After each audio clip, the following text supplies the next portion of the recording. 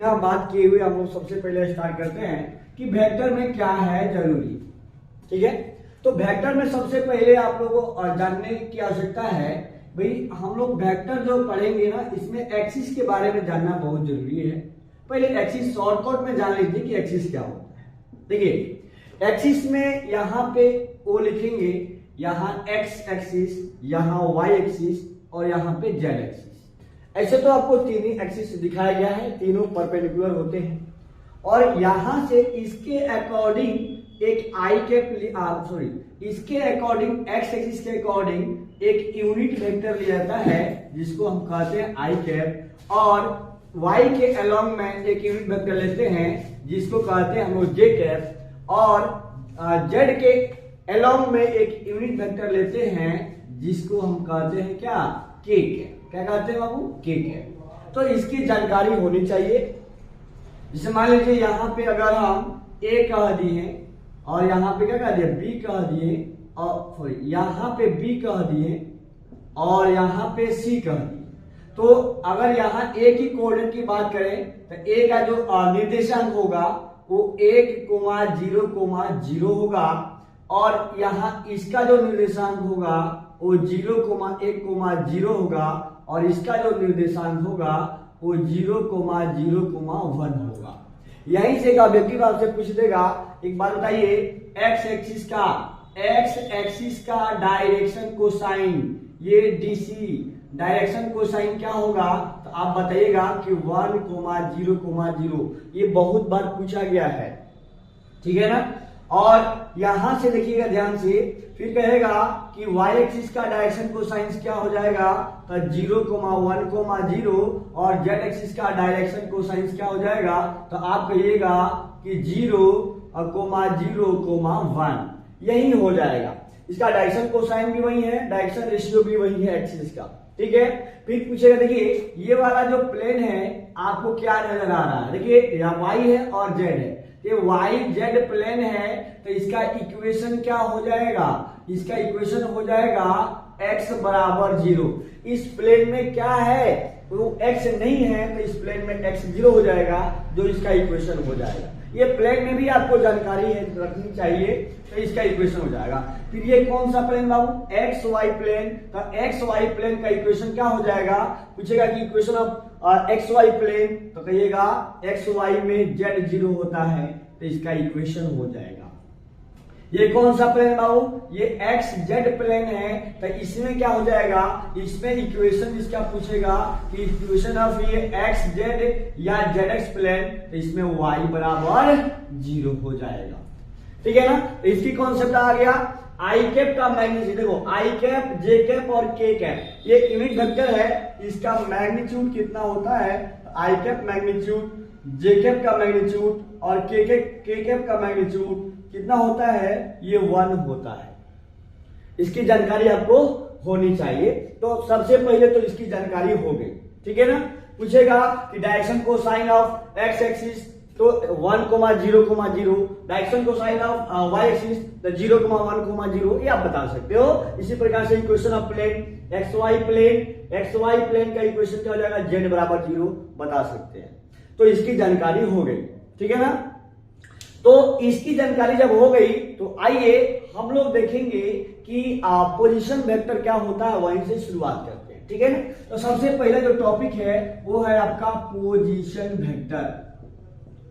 Position vector, देखिए position vector बहुत आवश्यक चीज है, इसकी जानकारी आपको होनी चाहिए। इसको कहते हैं स्थिति सदिश।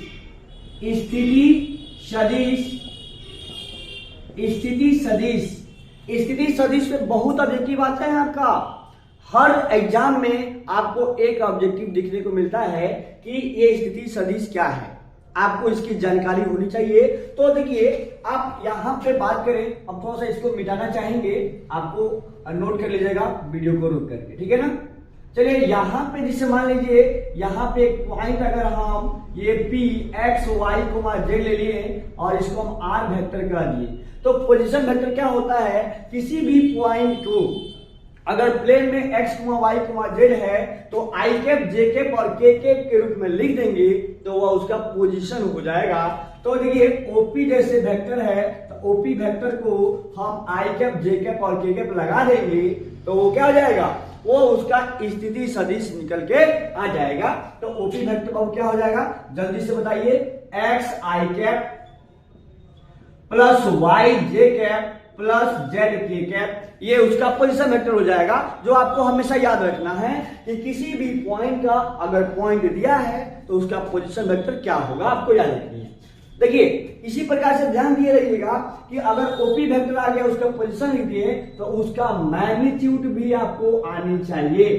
तो ओपी वेक्टर का जो मैग्नीट्यूड है, मैग्नीट्यूड मतलब कहते हैं परिमाण। अभी देखिए इसी को मैग्नीट्यूड कहेंगे, मैग्नीट्यूड कहेंगे या उसका परिमाण कहेंगे।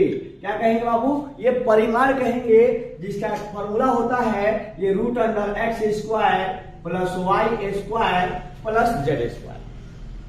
ठीक है, ये इसका फॉर्मूला होता है पोजीशन वेक्टर का, जो आपको याद रखना है।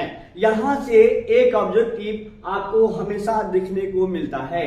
जैसे परिमाण, तो इसको आप कहिए दिए, इसको हिंदी में परिमाण कहते हैं, इनमें कोई दिक्कत की बात नहीं है। अब हम क्या करेंगे, जैसे एक एग्जांपल आपको बताना चाहेंगे कि अगर कोई वेक्टर ए है, चाहे एक वेक्टर आर है, जिसे आई कैप प्लस 2j कैप और प्लस ये 3k कैप, या तो ऐसे दिया रहेगा तो कहेगा कि भाई इसका मैग्नीट्यूड बताइए या परिमाण बताइए, तो आप बहुत बढ़िया से इसको जानते हैं कि इसका परिमाण मॉडुलस को कहते हैं, मॉडुलस से निकालेंगे। परिमाण का मतलब होता है कि यहां से लेकर के और यहां तक की टोटल लंबाई कितनी है। लंबाई निकाल लोगे तो समझ लेना कि क्या है, उसका परिमाण निकल गया किसी वेक्टर का। तो हो जाएगा आई के पहले आई क्या है, 1 है, तो 1 के स्क्वायर प्लस 2 के स्क्वायर प्लस 3 के स्क्वायर। आपको याद होगा कि 1 के स्क्वायर 1 होता है, 2 के स्क्वायर 4 होता है, 3 के स्क्वायर 9 होता है, तो 9 4 13 1 रूट 14, तो रूट अंडर 14 इसका क्या हो गया, परिमाण हो गया। ठीक है, चलिए, और चाहे एक और आपसे पूछ देगा कि कोई पॉइंट P है जिसका जो कोऑर्डिनेट है ये 3,4,-5 है। फाइंड इट्स मैग्नीट्यूड, मतलब आपको परिमाण निकालना है, परिमाण निकालना है यानी ओपी का मैग्नीट्यूड निकालना है। तो आप कैसे जवाब दीजिएगा, तो जवाब आप दोगे कि सर ये 3 है ना, तो हम क्या करेंगे, इसको वेक्टर के रूप में लिखेंगे ना, तो सबसे पहले ओपी वेक्टर आप लिख लो। तो ओपी वेक्टर कितना हो जाएगा, 3i plus 4j minus 5k cap, कितना लिखिए वेक्टर फॉर्म में। अब ओपी का मैग्नीट्यूड कैसे निकाल सकते हो आप, तो root under 3k square plus 4k square plus minus 5k square. अब बताइए 3 के स्क्वायर 9 प्लस 16 प्लस 25, 25 और 16 कितना होता है 41, और 41 को और 9 को 50, तो रूट अंडर 50, 50 का 5 रूट 2 होता है। तो देखिए आप एक परिमाण को, ठीक है ना, बहुत वेक्टर में इसका मायने है, परिमाण नहीं तो बहुत कुछ आपका कमजोर हो जाएगा। तो सबसे पहले किसी पोजीशन वेक्टर का परिमाण निकालना आपको सीखना चाहिए। इसके बाद से वेक्टर को क्षण भर में हम लोग देखेंगे, एक आपको 10 से 15 मिनट रहेगा और बिल्कुल वेक्टर आपके मुट्ठी में होगी। देखिएगा ये परीक्षा के दृष्टिकोण से पढ़ाया जा रहा है कि कम समय में पूरे वेक्टर को हम कैसे रिवाइज करेंगे। तो आइए देखते हैं, जल्दी से नोट कर लिए इसको।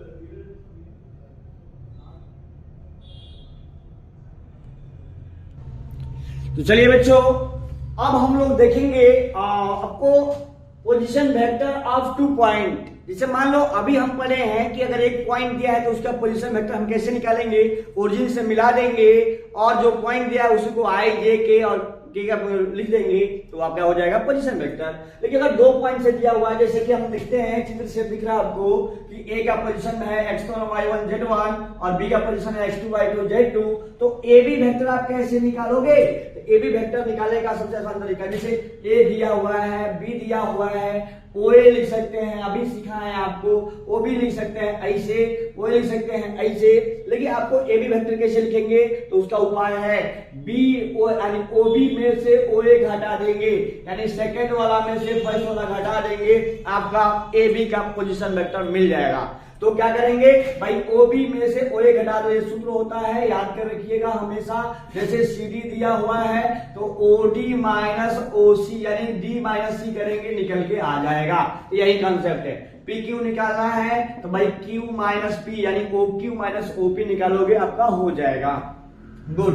तो आइए देखते हैं कैसे निकला होगा। जब देखिए इसमें से ये घटा रहे हैं तो आई कौन है ना, तो x2 minus x1 I cap plus y2 minus y1 j cap plus z2 minus z1 k cap हो जाएगा, जो बहुत आसानी के साथ निकल के आ जाएगा। तो आइए एक एग्जांपल देखते हैं कि कैसे निकालेंगे। ए का कोऑर्डिनेट दिया हुआ है और बी का कोऑर्डिनेट दिया हुआ है। तो अगर AB का आपको क्या निकालना है, इसका मैग्नीट्यूड निकालना है। क्या निकालना भाई, AB का मैग्नीट्यूड निकालना है। तो कैसे निकाल पाओगे, तो AB निकालने के लिए हम जानते हैं कि B में से OA घटा देंगे, तो सीधा सीधी क्या लिख देंगे, AB वेक्टर निकल कर जाएगा। 3 में से 1 घटेगा तो 3 में से 1 घटेगा 2i कैप प्लस 4 में से 2 घटेगा तो 2j कैप प्लस 5 में से 3 घटेगा तो 2k कैप। तो भाई AB वेक्टर निकल के आ गया। तो AB का मैग्नीट्यूड अगर निकालना होगा तो कितना हो जाएगा, root under 2k square plus 2k square plus 2k square, ये हो जाएगा 4 प्लस 4 प्लस 4 यानी रूट अंडर 12 का ये हो जाएगा 2 रूट 3 हो जाएगा।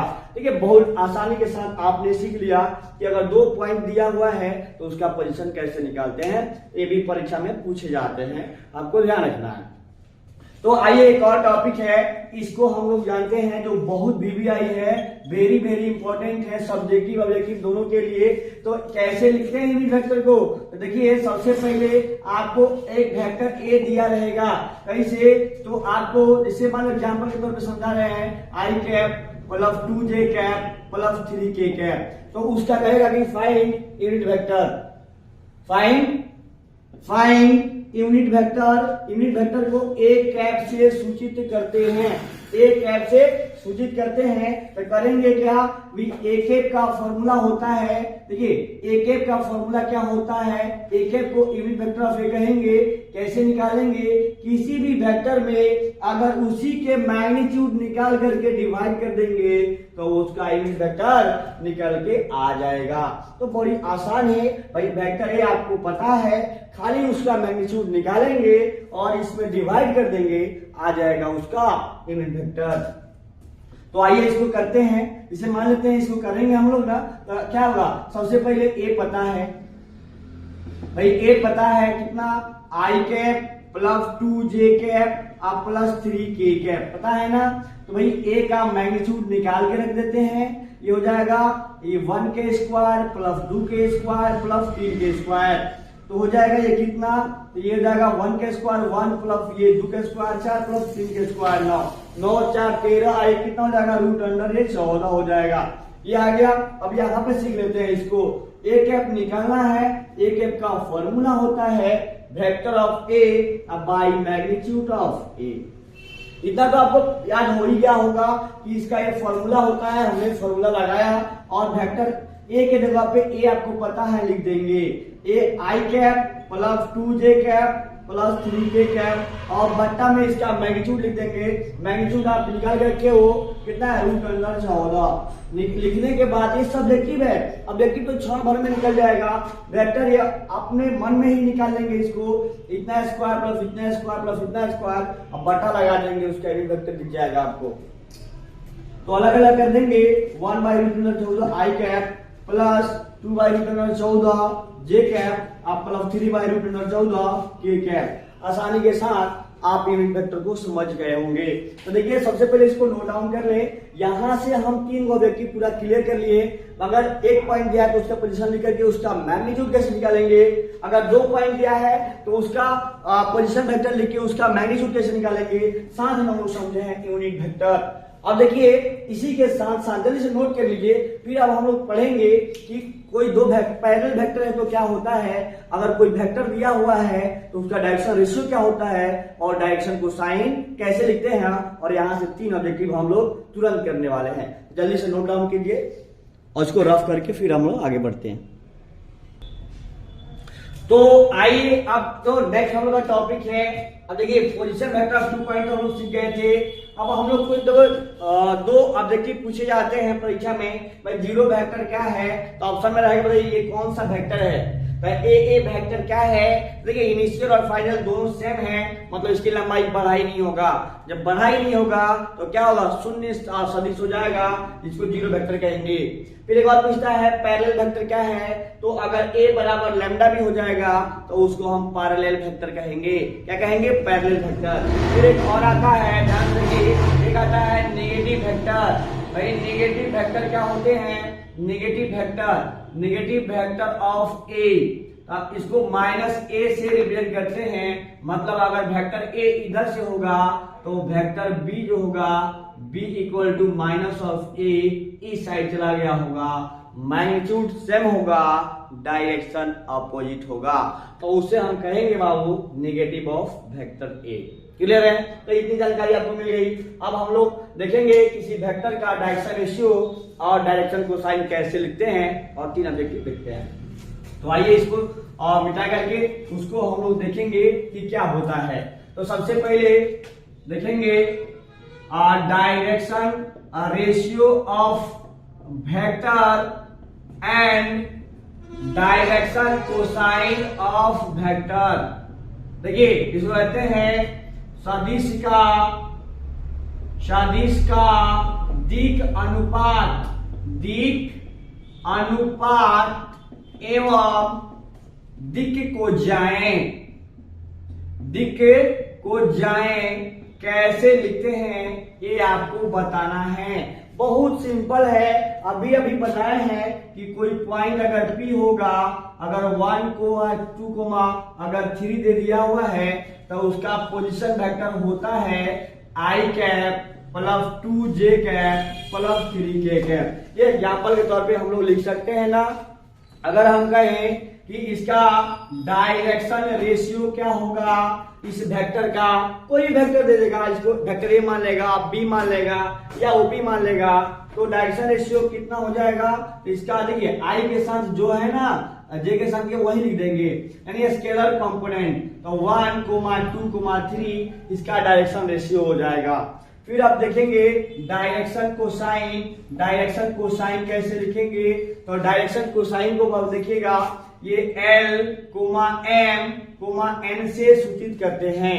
तो देखिए इसका डायरेक्शन कोसाइन का बहुत सूत्र होता है। अगर मान लेते हैं वो वेक्टर जो है ना, अगर ये वेक्टर आपका x एक्सिस से अगर ये अल्फा एंगल बनाता है और y एक्सिस से अगर बीटा एंगल बनाता है और z एक्सिस से ये क्या गामा एंगल बनाता है, ये वेक्टर कौन है P, तो क्या हो जाएगा, तो ये L बराबर हो जाएगा cos अल्फा और m बराबर हो जाएगा cos बीटा और n बराबर हो जाएगा cos ये गामा। अगर अल्फा बीटा गामा अगर एक्सिस के साथ बनाता है तो L एक्स एक्सिस के साथ cos अल्फा हो जाएगा, फिर m हो जाएगा cos बीटा और n हो जाएगा cos गामा। ठीक है, उसके बाद अगर आपको ये अल्फा बीटा गामा नहीं दिया है तो डायरेक्शन रेशियो दिया होगा, अच्छा वेक्टर को ऐसे लिखा होगा, तो उसका डीसी कैसे लिखते हैं, तो और में लगा देते हैं कि डीसी का एक और फॉर्मूला होता है, वो क्या होता है, अगर एल एम एन मानेंगे इन टर्म्स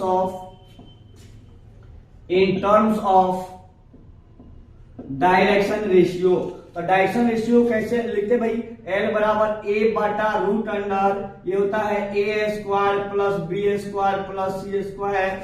मतलब अगर डायरेक्शन रेशियो दिया हुआ इतना, देखिएगा अगर डायरेक्शन रेशियो दिया हुआ है a, b, c, तो ये हो जाएगा a बटा root under a square plus B square plus C square, और ये m बराबर हो जाएगा b बटा root under a square plus B square plus C square, और n बराबर हो जाएगा ये c बटा root under a square plus B square plus C square. तो ये आपको याद करना होगा। सपोज एग्जाम्पल आपको करा देते हैं, ये सब के सब आपको क्लियर हो जाएगा। जैसे आपको बोल दूं कि एक वेक्टर ए है, जैसे ये 3i cap minus j cap आप प्लस ये 2k कैप, अगर ऐसे दिया हुआ है कहेगा कि find direction ratio and direction cosine. Of vector ए। तो आपको देखिए ये भी एक ऑब्जेक्टिव है, डायरेक्शन रेशियो और डायरेक्शन कोसाइन सब्जेक्टिव और ऑब्जेक्टिव दोनों हैं। तो कैसे लिखेंगे, सबसे पहले तो हम क्या करेंगे, इसका देखिए सॉल्यूशन में हम डायरेक्ट करा देते हैं। ये दिया है तो इसका डायरेक्शन रेशियो कितना हो जाएगी, देखिए ये 3 -1 2 इसका डायरेक्शन रेशियो हो गया, मतलब ए इतना हो गया, बी इतना हो गया, सी इतना हो गया। अगर हम इसका डायरेक्शन देखो एल निकालना चाहें कितना हो जाएगा, ये 3 बटा ये रूट अंडर ये 3 के स्क्वायर प्लस -1 का स्क्वायर प्लस ये 2 का स्क्वायर, यानी 3 बटा हो जाएगा 3 का स्क्वायर 9 और प्लस 1 का प्लस 4, तो 9 4 13 ये कितना हो जाएगा, 9 4 13 1 और 14 हो जाएगा, यानी 3 बटा रूट अंडर 14। उसी तरह से m निकाल लेंगे, यानी देखिए नीचे तो रूट सब में बराबर होता है, यानी -1 बटा रूट अंडर 14 हो जाएगा और n बराबर हो जाएगा 2 बटा रूट अंडर 14। तो इस प्रकार से डायरेक्शन रेशियो और डायरेक्शन कोसाइन आप आसानी के साथ लिख सकते हैं। इसी पे एक और व्यक्ति पूछता है, जैसे मान लेते हैं कोई वेक्टर है, इसको मिटा दे रहा हूं, कोई वेक्टर है, कह रहा है कि कोई एक्सिस के साथ अल्फा बनाता है 30 डिग्री और ये बीटा, माने कोई वेक्टर है एक्स एक्सिस के साथ इतना एंगल, वाई के साथ अगर इतना एंगल बनाता है 45 डिग्री और गामा के साथ अगर 135 डिग्री बनाता है जेड एक्सिस के साथ, तो उसका डायरेक्शन कोसाइन बताइए। तो हम जानते हैं कि L बराबर होता है cos अल्फा, यानी cos 30 का मान हो जाएगा √3/2 और m बराबर होता है cos बीटा, यानी cos हो जाएगा 45 डिग्री हो जाएगा 1/2 और तीसरा हो जाएगा n बराबर cos गामा और cos 135 डिग्री कितना हो जाएगा, जल्दी से बताइए। तो cos ये 90 डिग्री आप प्लस 45 लिख सकते हैं, यानी हो जाएगा ये और माइनस साइन 45 डिग्री यानी -1/2 हो जाएगा। तो डायरेक्शन कोसाइन आप ऐसे भी निकाल सकते हो जब अल्फा बीटा गामा दिया है। तो अब देखिए, अब हम लोग सीखेंगे किसी वेक्टर का कि अगर ये प्रोजेक्शन दिया है, प्रोजेक्शन कैसे निकालेंगे, या डॉट प्रोडक्ट सीखेंगे, या इसी पे हम कह दे कि कोई वेक्टर दिया है तो उसको सेक्शन फॉर्मूला आपको याद करना होगा कि सेक्शन फॉर्मूला क्या होता है, ठीक है ना। तो उसको भी हम अभी इसको मिटा करके करा दे रहे हैं, ये आप जल्दी से नोट कर लिए, स्क्रीनशॉट ले लीजिए, ठीक है। तो आइए देखते हैं क्या है डायरेक्शन रेशियो, डायरेक्शन कोसाइन पे ऑब्जेक्टिव पूछता है, जिसे आपको याद होगा। देखिए नोट में आपको हमेशा ध्यान रखना है, यहां से 3 ऑब्जेक्टिव बनता है और L स्क्वायर आप plus M square plus N square हमेशा क्या होता है, 1 होता है। आपको नहीं विश्वास है तो किसी देखिए ये डायरेक्शन कोसाइन लिखे है ना तीनों, इसका होल स्क्वायर करके जोड़िएगा ना तो पक्का क्या आएगा, 1 आएगा, तो आपको समझ में चला आएगा।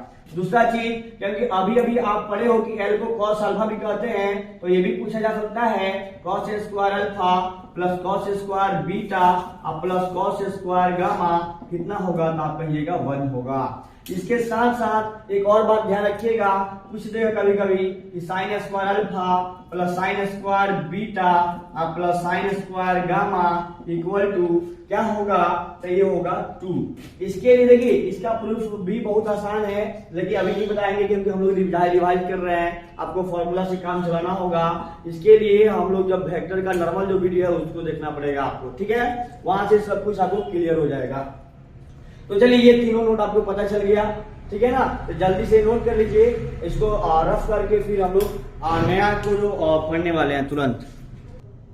तो चलिए आइए बच्चों, अब देखेंगे हम लोग सेक्शन फॉर्मूला या डिवीजन फॉर्मूला, ये भी बहुत इंपॉर्टेंट है। जैसे यहाँ से पूछ देता है कि भाई आप 2 वेक्टर दिया है, उसका आप ना इसका अगर इतना रेशियो में बांट रहा है तो वो वेक्टर निकाल दीजिए, या कह देगा कि वो इंटरनल बांट रहा है या एक्सटर्नल बांट रहा है, या कह देगा कि अब कोई 2 वेक्टर है उसका मिड पॉइंट निकाल दीजिए, मध्य बिंदु निकाल दीजिए। तो ये जानकारी आपको रखनी चाहिए फॉर्मूला। तो आज जैसे मान लो ये का पॉइंट ए आपका बी रहेगा, पॉइंट ए रहेगा, ए का पोजीशन ए वेक्टर हो गया, बी का पोजीशन बी वेक्टर हो गया। अब इसको m रेशियो n में बांट रहा है तो r वेक्टर कैसे निकालेंगे, तो भाई रेशियो आपको पता होगा, तो अंतर विभाजन अगर बांटेगा तो इंटरनल सेक्शन करेगा तो क्या होगा, mb वेक्टर प्लस na, यानी mb वेक्टर प्लस ये na वेक्टर अब बांटा m प्लस n। ये सूत्र आपको याद रखना होगा, ये 10th में भी सेक्शन फॉर्मूला आप पढ़े थे, ये वेक्टर फॉर्म में है। अगर बाय विभाजन है तो यहाँ क्या लगा देंगे, खाली माइनस लगा देंगे, यानी M B factor minus N A factor बटा एम माइनस एन। तो ये भी आपको बहुत बढ़िया से याद हो गया होगा, क्षण भर में याद हो जाएगा। मध्य बिंदु बार बार व्यक्ति में पूछते रहता है कि अगर ए बी दिया है तो उसका मध्य बिंदु निकालिए, तो a प्लस बी बाई 2, क्योंकि एक रेशियो 1 हो जाएगा तो m 1 और n 1 रख देंगे, इसमें a प्लस बी बाई 2 आ जाएगा।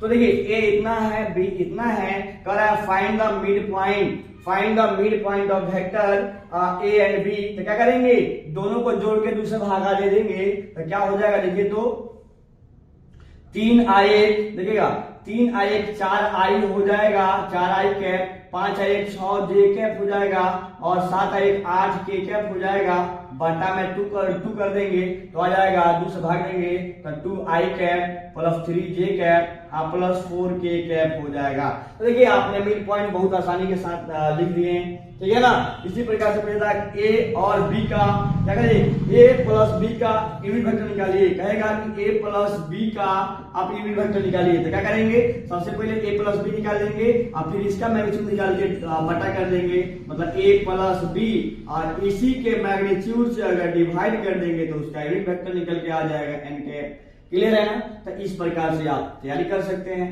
तो चलिए अब यहां से एक और ऑब्जेक्टिव आपको देखने को मिलता है, वो भी करा लेते हैं। 32 पॉइंट दे देगा, कहेगा कि बताइए कि a, b and c are collinear. अगर संरेख है, तीनों बिंदुएं संरेख है, तो क्या कंडीशन है, कंडीशन है ये रहता है, देखिए a है, ये b है और ये क्या है, c है। मतलब ये कह सकते हैं कोलिनियर है ना ये, तो क्या है, समानांतर वेक्टर तो है। तो अगर कोलिनियर है तो ए बी वेक्टर पैरेलल होगा ए बी सी वेक्टर। इसका मतलब ये है कि ए बी वेक्टर और इक्वल टू हो जाएगा lambda into B C vector. ये बात आपको हमेशा ध्यान रखना है।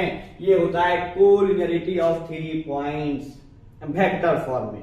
तो इतना तो हम लोग जाने कि क्या ये सेक्शन फॉर्मूला कितना इंपॉर्टेंट है आपके लिए। आप इसको भली बात याद रखिएगा और चुटकियों में आपसे सवाल बनेगा। अभी हम क्षण भर में डॉट प्रोडक्ट और क्रॉस प्रोडक्ट, एक तरफ डॉट को लिख देते हैं और एक तरफ क्रॉस को, और दोनों को एक ही साथ में हम लोग क्या कर लेते हैं, रिवाइज कर लेते हैं। उसके बाद आपको बताना होगा कुछ क्वेश्चंस के जवाब कि इसको कितना आता है। तो नजर गड़ाए रखिएगा। अभी हम लोग देखते हैं डॉट और क्रॉस प्रोडक्ट, इतना जल्दी से नोट कीजिए। चलिए बच्चों, तो वेक्टर का सबसे इंपॉर्टेंट चीज अभी हम लोग देखेंगे। जो देखिए वेक्टर का जो प्रोडक्ट है दो प्रकार का होता है, एक होता है डॉट प्रोडक्ट और जिसको कहते हैं स्केलर प्रोडक्ट, और एक दूसरा होता है वेक्टर प्रोडक्ट। ठीक है ना। ये दो प्रोडक्ट जो होते हैं, वेक्टर प्रोडक्ट को सदिश प्रोडक्ट भी कहते हैं। तो ये दो प्रोडक्ट आपके सामने हम पहले से लिख के रखे हैं ताकि आपको दोनों में अंतर हम समझा सकूं कि एक वीडियो में एक क्षण में आपको पूरा ये वेक्टर समझ में आ जाए और आपका ऑब्जेक्टिव क्षण भर में क्लियर हो जाएगा। तो दोनों में अभी देखिए कंपोनेंट फॉर्म वाला अभी हमने नहीं बताए हैं। दोनों का कंपोनेंट फॉर्म इसी को मिटा करके फिर आपको इसी समय बताएंगे कैसे निकालते हैं। तो आइए हम देखते हैं। सबसे पहले डॉट प्रोडक्ट, फिर क्रॉस प्रोडक्ट, फिर दोनों में अंतर समझेंगे। डॉट प्रोडक्ट में क्या जरूरी होता है, देखिए वेक्टर ए और वेक्टर बी, दो वेक्टर अगर आपको पता है तो इसको हम डॉट को ए डॉट बी से सूचित करते हैं, इसी को डॉट प्रोडक्ट कहते हैं। कैसे लिखाता है, तो ए डॉट बी का फॉर्मूला होता है magnitude of A magnitude of B cos theta. Theta क्या है, तो angle between vector A and vector B. A और बी के बीच का कोण है वो। तो यानी अगर ए और बी अगर आपको पता है जो जीरो नहीं है तो उसका मैग्नीट्यूड निकाल देंगे, बी का मैग्नीट्यूड निकाल देंगे और दोनों के बीच में थीटा दिया है तो cos थीटा लगा देंगे, आंसर निकल के आ जाएगा। ये कब लगेगा सूत्र, जब थीटा दिया है तब, एंगल दोनों के बीच में पता है तब। चलिए उसी प्रकार से अगर आपको एंगल दोनों के बीच में निकालना है, अगर ए डॉट बी अगर आपको पता है तो ए डॉट बी में इसी के मैग्नीट्यूड से डिवाइड कर देंगे तो आपका cos थीटा भी निकल के आ जाएगा। आपको दिख रहा होगा, इधर ले जाएंगे तो बट्टा में चला जाएगा, वही काम हमने किया है। चलिए अब यहाँ पे पूछे जाएंगे सवाल आपसे ऑब्जेक्टिव में कि अगर ए डॉट बी जीरो है, ए डॉट बी अगर जीरो है तो क्या क्या कंडीशन होगा, क्या क्या जरूरी होगा कि ए डॉट बी जीरो आएगा। तो आपको एक अक्सर अगर ए डॉट बी अगर जीरो है तो अकेला ए जीरो है तो वही पूरा जीरो चलाएगा, या अकेला बी जीरो है तब भी ये जीरो चलाएगा, ठीक है ना। या कह देंगे कि थीटा जिस केस में अगर थीटा 90 डिग्री हो जाए तो cos 90 का मान जीरो होता है तो इसका मान क्या हो जाएगा जीरो। यानी तीन केस में जीरो हो सकता है, या अकेला ए जीरो होगा तब जीरो हो जाएगा, या बी जीरो होगा तब वो ए डॉट बी जीरो आएगा, या ए परपेंडिकुलर बी, ए और बी लंबवत है परस्पर लंब है तब भी ए डॉट बी जीरो आएगा। जो परीक्षा में बहुतों बार पूछा गया है कि अगर ए और बी लंब है तो ए डॉट बी कितना होगा तो जीरो होगा। क्या उल्टा पूछेगा ए डॉट बी जीरो होगा तो बताइए ए लंब क्या होगा बी होगा। ऐसे पूछे जाते हैं सवाल।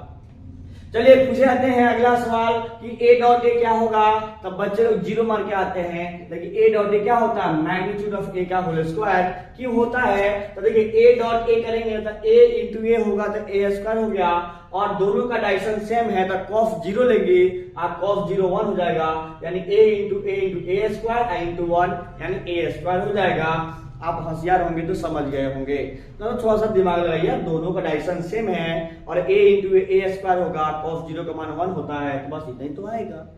चलिए a इंटू माइनस ए तो माइनस ए का होल स्क्वायर हो जाएगा, ये भी समझ में आ गया होगा।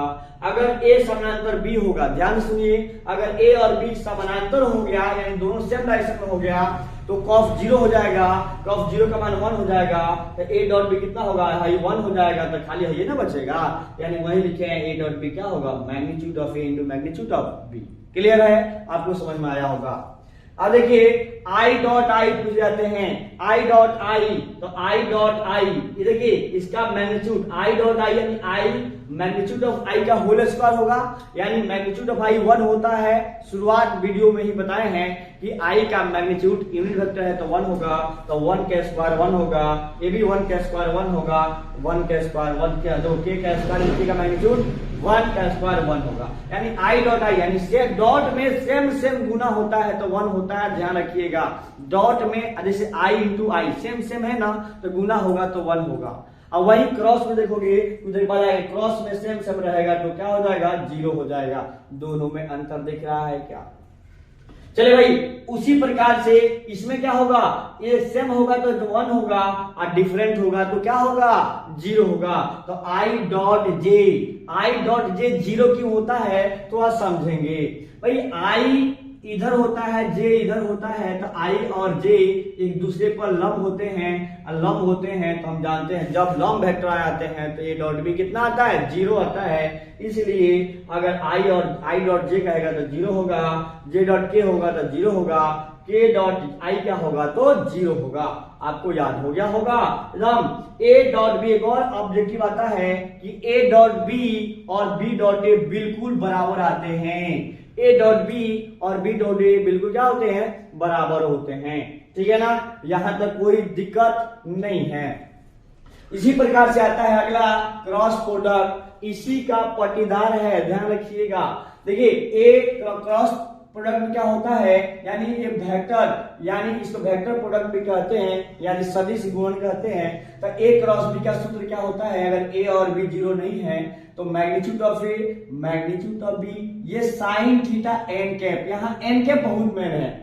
एन कैप क्या है देखिए इस दोनों वेक्टर के परपेंडिकुलर है, इधर जाएगा तो एन कैप इधर आएगा तो माइनस एन कैप। तो सूत्र आपको याद रखना है magnitude of A magnitude of b sine theta n cap, यानी वेक्टर प्रोडक्ट है तो इसमें वेक्टर फॉर्म में ही आएगा, इसलिए एन कैप यूनिट वेक्टर आया है। तो अगर इसका मैग्नीट्यूड निकालेंगे तो ये क्या हो जाएगा खाली magnitude of A magnitude of b sine theta हो जाएगा, क्योंकि एन कैप यूनिट है तो उसका मान कितना हो जाएगा 1 हो जाएगा। यहां से आपको फॉर्मूला याद हो गया, पूछे जाते हैं, और यहां से साइन थीटा लिखना होगा कि एंगल निकालना होगा। तो साइन थीटा निकालने के लिए क्या करेंगे, ये अगर आपको दिया है ए क्रॉस बी का मैग्नीट्यूड तो इसी के मैग्नीट्यूड से डिवाइड कर देंगे तो साइन एंगल निकल के आ जाएगा। देखिए अगर पूछ जाते हैं सवाल अगला सवाल पूछेगा कि अगर ए समानांतर बी है तो ए क्रॉस बी कितना होगा। तो आप थोड़ा दिमाग लगाइए कि अगर ए समानांतर बी है तो थीटा कितना होगा, 0 डिग्री होगा ना। सेम डायरेक्शन में जाएगा तो 0 डिग्री होगा। आप साइन 0 का मान कितना होता है, 0। तो ये 0 इसको क्या बना देगा, सबको 0 बना देगा, इसलिए कहेंगे ए क्रॉस बी कितना होगा, 0। उल्टा पूछेगा कि अगर ए क्रॉस बी 0 आ रहा है तो दोनों वेक्टर आपस में क्या होगा, तो समानांतर होगा। तो यही लिखे हुए हैं चौथा में कि अगर ए क्रॉस बी 0 है, या तो ए 0 होगा या तो बी 0 होगा, या दोनों क्या होगा, समानांतर होगा। आपको समझ में आ रहा होगा, ठीक है ना। आओ सुनिए, अगर पूछेगा ए क्रॉस ए कितना होगा तो आपको क्या बताना है, 0। अरे जल्दी बताइए, देखिए ए क्रॉस ए क्या होगा, 0 होगा। याद रखना है, परीक्षा में पूछे जाते हैं। कल जो नेक्स्ट जो आपका वीडियो होगा वेक्टर का, वो केवल और केवल सवाल का ही होगा। आपको ये वीडियो देख करके उस सवाल को आपको जरूर करना है, पूरा देखिएगा, आपका पूरा कंप्लीट बोर्ड का तैयारी हो जाएगा, ठीक है ना, वेक्टर का। उसी प्रकार देखिए अभी बताए थे ना पहले भी कि आई क्रॉस आई सेम डायरेक्शन में जाएगा, एंगल 0 बनाएगा तो आई क्रॉस आई, जे क्रॉस जे, के क्रॉस के, क्रॉस में सेम रहता है, उसका क्रॉस 0 होता है, ठीक है। अगर आई क्रॉस जे क्या होगा, तो यानी ध्यान से देखिएगा बाबू लोग, यहाँ पे क्या होगा कि आई क्रॉस जे आपको समझना है ना। तो देखिए ये डायरेक्शन को ध्यान रखिएगा, ये एंटी क्लॉकवाइज है, ध्यान रखिएगा। तो आई से देखिए इसमें हर दो का पूछेगा ना आई क्रॉस जे, तो पक्का क्या होगा, तीसरा का के कैप हो जाएगा। लेकिन रहा बात हम लोग प्लस और माइनस को ध्यान रखेंगे, तो अगर इसी डायरेक्शन में आएगा बढ़ेगा आगे तो प्लस होगा, अगर हम जा रहे हैं ऐसे और ये डायरेक्शन मतलब उल्टा रहा है आंसर तो हो जाएगा माइनस। जैसे आपसे पूछे कि आई क्रॉस जे क्या होगा, देखिए आई यहाँ है, जे यहाँ है, तो आई क्रॉस जे तो के आगे आ रहा है ना, तो इसी के दिशा में आ रहा है, तो यहाँ आई क्रॉस जे क्या होगा, प्लस के कैप होगा। फिर देखिए जे क्रॉस के, जे से के की हो जाएगा ना, जे क्रॉस के, तो तीसरा का जो आई के इसी के दिशा में आ रहा है तो क्या हो जाएगा, जे से के, फिर आगे आ रहा है तो क्या हो जाएगा, ये प्लस आई के। लेकिन उल्टा देखिए ये आई क्रॉस जे लिया है ना, उल्टा कर देते हैं जे क्रॉस आई। देखिए जे क्रॉस आई, अगर हम उल्टा डायरेक्शन में जाएंगे तो उल्टा डायरेक्शन जाएंगे ना, जे क्रॉस आई तो क्या लेना होगा, आपको माइनस के कैप लेना होगा। उसी प्रकार से देखिए ये के क्रॉस जे कितना हो जाएगा, तो जल्दी से जवाब दीजिए, के क्रॉस के। देखिए के क्रॉस जे, देखिए उल्टा हमको एंटी क्लॉकवाइज जाना चाहिए, लेकिन उल्टा जा रहे हैं, जब उल्टा जाएंगे तो क्या होगा, माइनस आई कैप हो जाएगा, ठीक है ना। फिर एक अगला आपसे सवाल पूछ देता हूं कि भाई आई क्रॉस के कैप क्या होगा, तो आई से के उल्टा जा रहे हैं ना, तो माइनस जे कैप होगा। और के क्रॉस आई क्या होगा, के देखो के से आई की जा रहे हैं, के से आई की ओर यानी सेम डायरेक्शन में एंटी क्लॉकवाइज जा रहे हैं, तो प्लस आई कैप हो जाएगा। क्लियर है ना, सॉरी ये प्लस जे कैप हो जाएगा, के क्रॉस आई है तो प्लस जे कैप हो जाएगा। तो इस प्रकार से आपको क्या समझे, क्रॉस प्रोडक्ट और डॉट प्रोडक्ट समझे, और यहाँ पे अंतर आपको दिख रहा होगा, दोनों को स्क्रीनशॉट ले लीजिए और दोनों में आपको फॉर्मूला को याद रखना है। इसके बाद आपको हम इसको मिटा करके अभी आपको बताएंगे कि कंपोनेंट फॉर्म में हम लोग कैसे डॉट प्रोडक्ट को लिखेंगे और कैसे क्रॉस प्रोडक्ट को लिखेंगे। तो कहीं जाना नहीं है, वीडियो को पूरा देखना है बाबू, पूरा वीडियो को देखिएगा, आपको डॉट और क्रॉस बिल्कुल एकदम क्षण भर में समझा देंगे। तो आइए देखते हैं क्रॉस प्रोडक्ट और डॉट प्रोडक्ट कंपोनेंट फॉर्म में।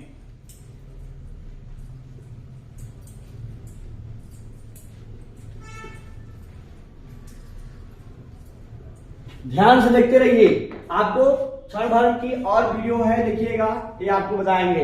और वीडियो को ध्यान से देखिएगा, अभी ट्रिपल प्रोडक्ट बताने वाले हैं, ट्रिपल प्रोडक्ट आपको भी बोर्ड में पूछे जाते हैं ऑब्जेक्टिव में, तो उसको ध्यान रखिएगा। जैसे कंपोनेंट फॉर्म में डॉट प्रोडक्ट कैसे निकालेंगे, कंपोनेंट फॉर्म, तो कंपोनेंट फॉर्म में क्या होगा, जैसे मान लो वेक्टर ए दिया होगा, a1 आई कैप प्लस a2 जे कैप प्लस a3 के कैप, ये दिया रहेगा। फिर वेक्टर जो b है वो है आपको A1 A2 A3 हो जाएगा, B1 I cap B2 J cap plus B3 K cap रहेगा ना। तो देखिए A डॉट B में कुछ नहीं करना है, A डॉट B कैसे निकालेंगे, तो सीधा सीधी A1 B1 A2 B2 आप प्लस A3 B3 कर देंगे, A डॉट B आपको निकल के आ जाएगा, बाकी सब जीरो हो जाएगा। साम I से I वाला में, J से J वाला में, K से K वाला में गुना कर देंगे, आपका डॉट प्रोडक्ट निकल के आ जाएगा। ठीक है, उसी प्रकार से देखिए क्रॉस प्रोडक्ट में जैसे एग्जांपल लेते हैं, बाबू समझ लेंगे। जैसे वेक्टर A है I cap plus 2J cap plus 3K cap, और वेक्टर B है 2I cap minus 3J cap और plus 4K cap. Find vector A और डॉट वेक्टर B। आपको बताना है तो A डॉट B क्षण भर में आप बता सकते हैं कैसे। तो देखिए 1I इंटू 1I इंटू 2 आप प्लस 2 इंटू माइनस 3 आप प्लस 3 इंटू 4 हो जाएगा, ये 2 और माइनस 2 क्या है 6 और प्लस 3 जो का 12 में से 6 गया 6 व 2 8, इसका आंसर आ जाएगा। कितना सिंपल है जी, I वाला I में गुना कर दो, J वाला J में, K वाला K में, बड़ी आसान है। देखिए क्रॉस प्रोडक्ट में क्या है, इसी प्रकार से वेक्टर A अगर दिया हुआ है A1 I cap B1 J cap C1 K sorry A1 A2 कर देते हैं, A1 I cap plus A2 J cap plus A3 K cap, और वेक्टर B दिया हुआ है B1 I cap plus B2 J cap और B3 K cap. तो हम क्या देखेंगे कि अगर A क्रॉस B निकालना है ना तो बड़ी सिंपल है। इसको अगर A क्रॉस B का एक और स्पेशल फॉर्मूला कंपोनेंट फॉर्म हो जाएगा, यहाँ डिटर्मिनेंट, यहाँ I कैप, यहाँ J कैप, यहाँ K कैप, यहाँ A का कंपोनेंट A1 A2 A3, यहाँ B का कंपोनेंट B1 B2 B3 लिख देंगे, डिटर्मिनेंट को सॉल्व कर देंगे, आंसर आपका आ जाएगा। तो इसको भी एक सीख लेते हैं। जैसे मान लो वही इसी एग्जांपल को लेते हैं, तो अगर A क्रॉस B इसका अगर निकालना होगा तो कैसे लेंगे, यहाँ लिखेंगे I कैप, यहाँ लिखेंगे J कैप, यहाँ लिखेंगे K कैप, और A का कंपोनेंट दिख रहा है ना 1 2 3, और लिखेंगे 2 माइनस 3 4 2 माइनस 3 4, और आपको पता होगा डिटर्मिनेंट कैसे सॉल्व करते हैं। तो देखो डिटर्मिनेंट आपको आनी चाहिए, ये क्या होगा प्लस I कैप लेंगे तो I कैप लेंगे, इसको छोड़ेंगे इसको छोड़ेंगे, तो कितना हो जाएगा, ये 2 चौका 8 और माइनस माइनस क्या जाएगा प्लस 9 हो जाएगा। ठीक है ना, plus J minus J cap लेंगे और इसको छोड़ेंगे इसको छोड़ेंगे, भाई आपको पता है ना, इसको छोड़ते हैं तो 4 एकम 4 और ये माइनस 2 तिहाई 6 आपका J कैप हो गया। फिर प्लस क्या हो जाएगा K कैप, इसको छोड़ेंगे तो माइनस 3 माइनस 4, ठीक है ना, यानी हो जाएगा आपका 9 8 17 I कैप, 4 में से 6 हो गया माइनस 2 तो प्लस 2 J कैप, और प्लस 4 3 7 माइनस 7 K कैप। देखिए ये क्या निकाल लिया आप, क्रॉस प्रोडक्ट आप भली भांति निकाल लिए। तो डॉट और क्रॉस दोनों हम आपको कंपोनेंट फॉर्म बता दिए। इसी प्रकार से आपको 10-10 सवाल अपने से इससे भी आपको करना होगा, इससे भी करिएगा, बहुत सिंपल है। ठीक है ना। देखिए क्रॉस प्रोडक्ट में एक चीज आपको बताना भूल गया हूं, देखिए इसमें कुछ इंपॉर्टेंट फॉर्मूले हैं, आपको ध्यान देना है। सबसे पहला फॉर्मूला की देखा ए क्रॉस वेक्टर जो बी है ना, तो उसको उल्टा करेंगे ना इसमें फर्क पड़ जाता है, यानी हो जाएगा माइनस बी क्रॉस ए हो जाता है। इस बात को हमेशा आपको ध्यान रखना है। इसके साथ साथ अगर एरिया ऑफ पैरेललोग्राम अगर पूछेगा, समानांतर चतुर्भुज का क्षेत्रफल पूछेगा, जिसमें कहेगा इसके एडजेसेंट साइड, अगर एक साइड ए है एक साइड बी है ना, तो अगर एरिया क्या हो जाएगा, तो vector a across vector b का मैग्नीट्यूड हो जाएगा।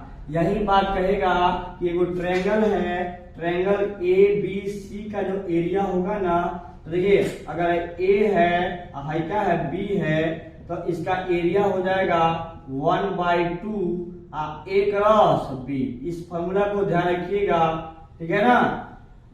आपको या कह देगा कि एरिया हो जाएगा 1/2 magnitude of A BC cross A BA।